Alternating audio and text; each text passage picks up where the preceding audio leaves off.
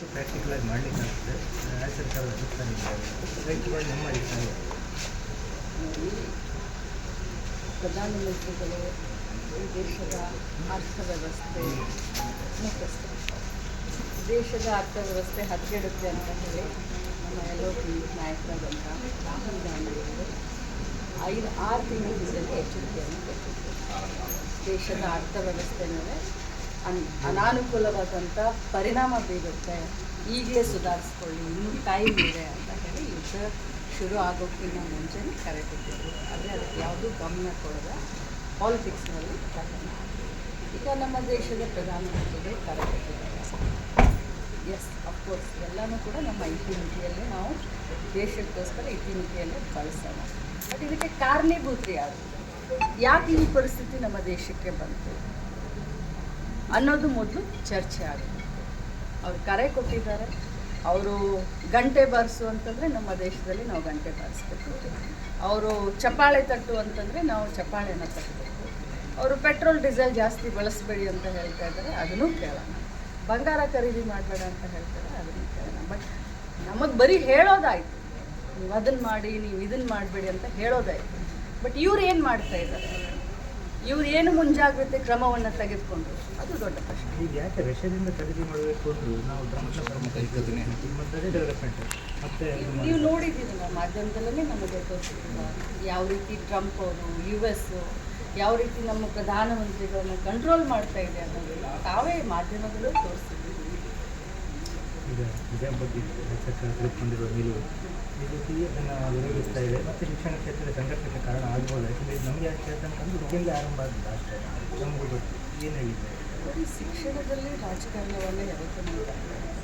ವಿದ್ಯಾರ್ಥಿಗಳು ಬಹಳಷ್ಟು ಮುಗ್ಧ ವಿದ್ಯಾರ್ಥಿಗಳು, ಪಾಲಕರು, ತಂದೆ ತಾಯಿಗಳು ಒಂದು ಕನಸನ್ನು ಕಟ್ಟಿಕೊಂಡು ತಮ್ಮ ಮಕ್ಕಳನ್ನು ವಿದ್ಯಾವಂತರನ್ನಾಗಿ ಮಾಡಲಿಕ್ಕೆ ಶಾಲಾ ಕಾಲೇಜುಗಳಲ್ಲಿ ಕಳಿಸುವಂಥ ಸಂದರ್ಭದಲ್ಲಿ ಯಾವುದೇ ಪಕ್ಷ ರಾಜಕಾರಣ ಮಾಡಬಾರ್ದು. ಯಾಕಂದರೆ ನಾವು ವಿದ್ಯಾರ್ಥಿಗಳ ಭವಿಷ್ಯದ ಜೊತೆಯಲ್ಲಿ ಚೆಲ್ಲಾಟವನ್ನು ನಾವು ಯಾವತ್ತೂ ಕೂಡ ಆಡಬಾರ್ದು.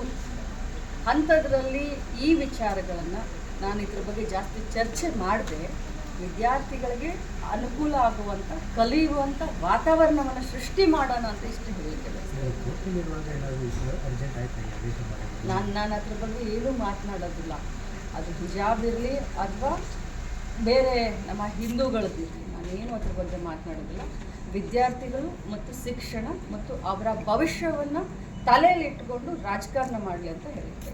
ಮುಖ್ಯಮಂತ್ರಿ ಆಯ್ಕೆಯಾದ ನಂತರ ರಾಜ್ಯದ ಬಗ್ಗೆ ಇವರ ಗಮನ ಇದೆ. ಈಗ DK ಶಿವಕುಮಾರ್ ಅವರು ನಿನ್ನೆ ಭಾಳ ನಿಮ್ಮ ಜಿಲ್ಲೆಯಲ್ಲೂ ನಿಮ್ಮ ಫೋಟೋ ಎಲ್ಲ ಹಾಕಿ ಬ್ಯಾನರ್ ಹಾಕಿದ್ದೀರಿ ಅಂತ ಭಾಳ ಚರ್ಚೆ. ಮುಂದಿನ ಮುಖ್ಯಮಂತ್ರಿ DK ಶಿವಕುಮಾರ್ ಹೈಕಮಾಂಡ್ಗೆ ಬಿಟ್ಟಂಥ ವಿಚಾರ, ಆದರೆ ಅವರವರ ಅಭಿಮಾನದಿಂದ ಹಾಕಿದ್ದಾರೆ. ಬಟ್ ಏನೇ ಇದ್ದರೂ ಕೂಡ ನಾವು ಮೊದಲಿನಿಂದಲೂ ಹೇಳ್ತೀವಿ, ನಮ್ಮ ಪಕ್ಷದ ಶಿಸ್ತಿನ ಸಿಕ್ಕಾಗಿ ಹೈಕಮಾಂಡ್ ನಿರ್ಧಾರ ಅರ್ಹಿ ಬದಲಾವಣೆ ಅದು ಹೈಕಮಾಂಡ್ ಬಿಟ್ಟಂಥ ವಿಚಾರ.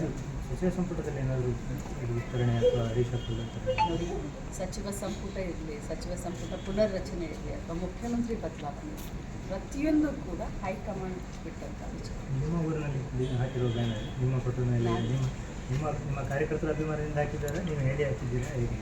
ಹೇಗ್ರಿ ನಾನು ಹೇಳಿ ಹಾಕಿಸ್ಲಿಕ್ಕಾಗುತ್ತೆ? ಅವರವರ ಅಭಿಮಾನವನ್ನು ಕೂಡ ತಡಿಲಿಕ್ಕೆ ಸಾಧ್ಯ ಇಲ್ಲ. ಪೆಟ್ರೋಲ್ ಡೀಸೆಲ್ ದರ ಏರಿಕೆ ಯಾವ ಥರ ಈಗ ಬಸ್ಸಿನ ಖಾಸಗಿ ಏರಿಸಿದ್ದಾರೆ, ಸರ್ಕಾರದ ಮುಂದೆ ಪ್ರಸ್ತಾಪ ಇದೆಯಾ? ಇಲೆಕ್ಷನ್ ಇತ್ತು 5 ರಾಜ್ಯದಲ್ಲಿ. ಇಲೆಕ್ಷನ್ ಮುಂಚಿತವಾಗಲೂ ಏನು ಯಾವ ಪೆಟ್ರೋಲ್ ಡೀಸೆಲನ್ನು ಏರಿಸಿದೆ, ಇಲೆಕ್ಷನ್ ಗಿಮಿಕ್ ಮಾಡಿದ್ರು.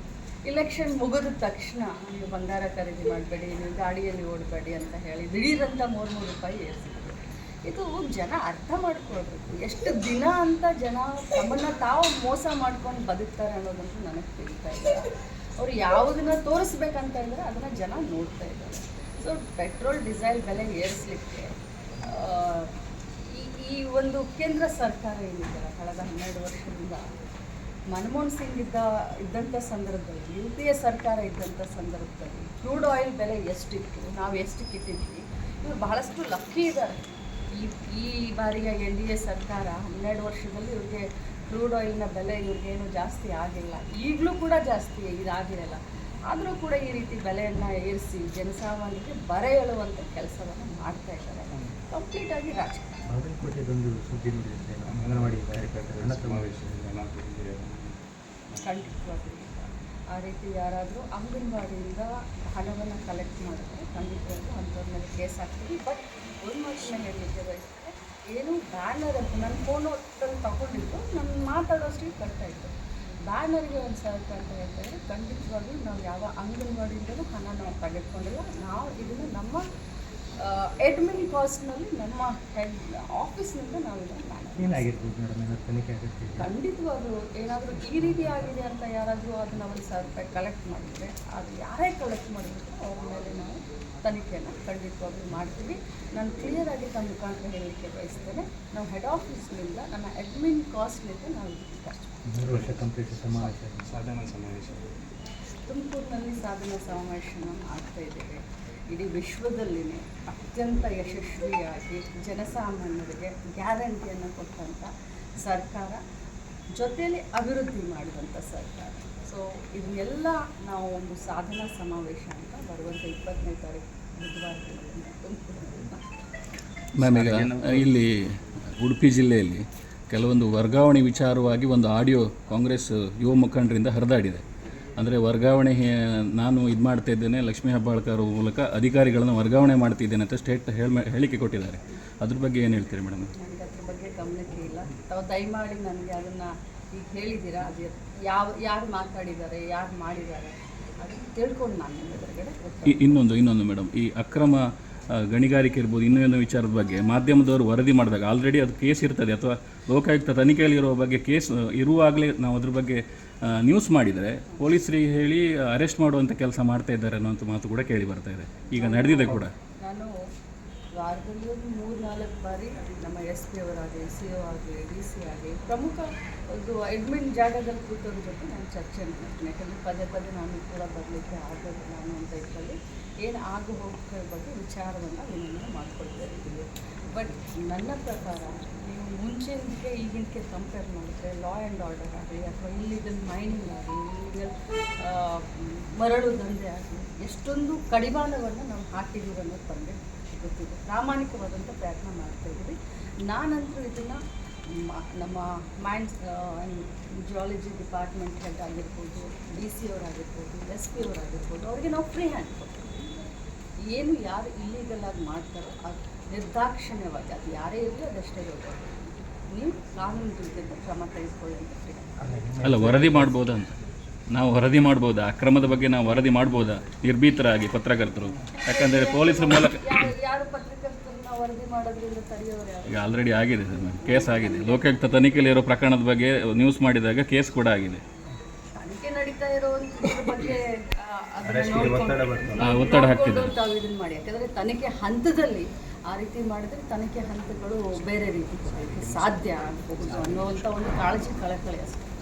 ಸಮಾವೇಶದ ದಿನ ಸಾರಿಗೆ ಮುಷ್ಕರ ಹಾಕೊಂಡಿದ್ದಾರೆ, ನಮ್ಮ ಬಸ್ ತರುವುದಿಲ್ಲ ತುಮಕೂರಿಗೆ ಅಂತ ನನಗಂತೂ ಬಗ್ಗೆ ಗೊತ್ತಿಲ್ಲ. ಸಾರಿಗೆ ಸಚಿವರನ್ನು ಕೇಳಿದ್ರೆ ಉತ್ತರ ಸಿಕ್ಕಬಹುದು. ಯಾಕಂದರೆ ಆ ಇಲಾಖೆ ಬಗ್ಗೆ ನನಗೆ ಅಷ್ಟೊಂದು ತಿಳುವಳಿಕೆ ಇಲ್ಲ. ನಾನು ಮಾತಾಡಿದ್ರೆ ತಪ್ಪ. ಜಿಲ್ಲೆಯಲ್ಲೇನು BJP ಅವರು ಕಪ್ಪು ಬಾವುಟ ತಯಾರಿ ಮಾಡ್ಕೊಂಡಿದ್ರು, ಅಟ್ಲೀಸ್ಟ್ ಪ್ರೊಟೆಸ್ಟ್ ಆದರೂ ಆಗ್ತಾ ಇದೆ ಅಂತ ಕಾಣ್ತದೆ. ನಾನು ಎಲ್ಲದಕ್ಕೂ ವೆಲ್ಕಮ್ ಮಾಡ್ತೀನಿ. ರಾಜಕಾರಣ ಪ್ರಜಾಪ್ರಭುತ್ವ ಮ್ಯಾಮ್, 3 ವರ್ಷ ಬಂದೆಲ್ಲ ಅಟ್ಲೀಸ್ಟ್ ಈ ಒಂದು ನೆಪದಲ್ಲಾದರೂ ಅವ್ರನ್ನ ಭೇಟಿ ಆಗ್ತಾರೆ. ಮ್ಯಾಮ್, ಜಿಲ್ಲಾಸ್ಪತ್ರೆ ವಿಚಾರವಾಗಿ ಅದು ಅಲ್ಲಿಗೆ ಮೇನ್ ವಿಷಯ ಅದು ಕೂಡ ಒಂದು ಜಿಲ್ಲಾಸ್ಪತ್ರೆ ಅವ್ರು ಏನು ನನಗೆ ಮನವಿ ಕೊಡ್ತಾರೆ ಖಂಡಿತವಾಗ್ಲೂ ಸ್ಪಂದಿಸ್ತೀನಿ. S, thank you.